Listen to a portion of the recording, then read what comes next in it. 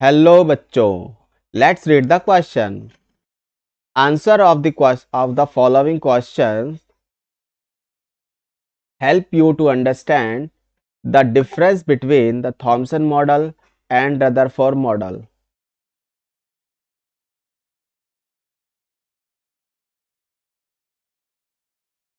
The average angle deflection of alpha particle by thin gold foil predicted by Thomson model, much less, about the same, or much greater than that predicted by Rutherford model.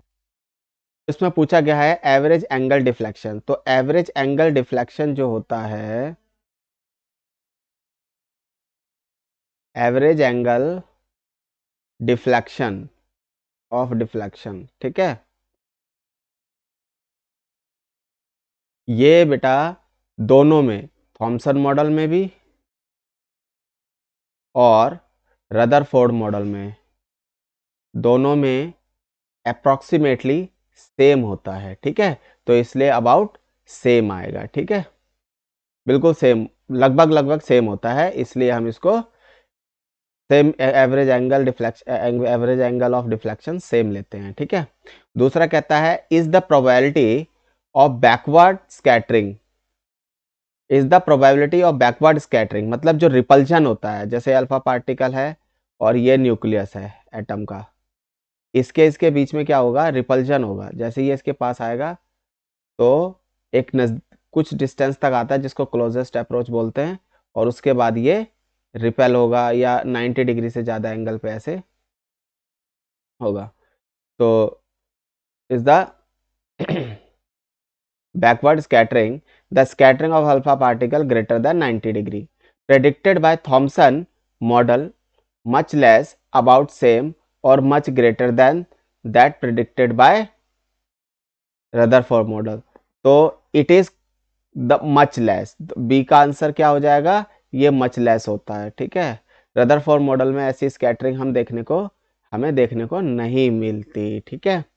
तो ये हो जाएगा much less, ठीक है,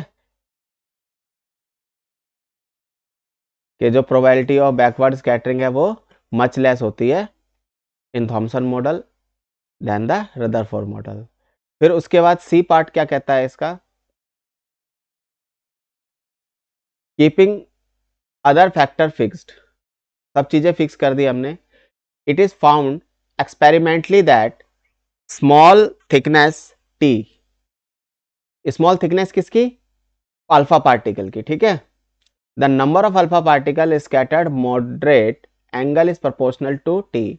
what clue does this linear independence of the t provides।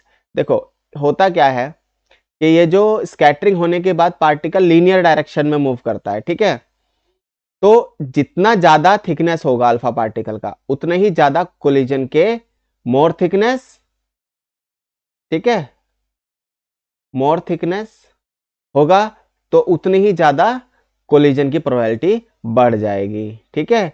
तो मोर scattering इसको आप बोल सकते हो, या मोर कोलिजन, ठीक है। तो ये इनके साथ रिलेशन जो है वो थिकनेस के साथ क्या कहते हैं, स्कैटरिंग का रिलेशन लीनियर होता है, ठीक है। मोर स्कैटरिंग या मोर कोलिजन, मोर स्कैटरिंग, ठीक है।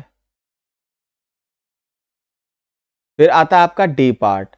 तो डी पार्ट में बोला गया है in which of the model is it completely wrong to ignore the multiple scattering for the calculation of average angle of scattering of alpha particle by the thin film. तो देखो alpha particle में तो उसमें Rutherford model में तो हम alpha average angle of deflection लेते हैं, ठीक है, लेकिन रदरफोर्ड में ऐसा नहीं है। तो रदरफोर्ड के लिए ये रॉन्ग, उसके लिए थॉमसन मॉडल के लिए ये रॉन्ग हो गया, ठीक है।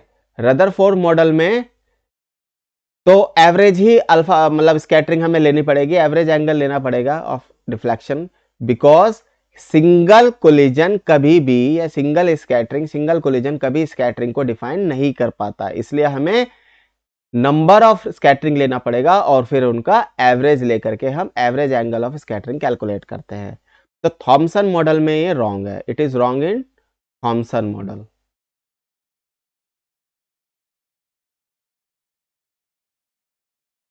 So I hope you guys understood it very well.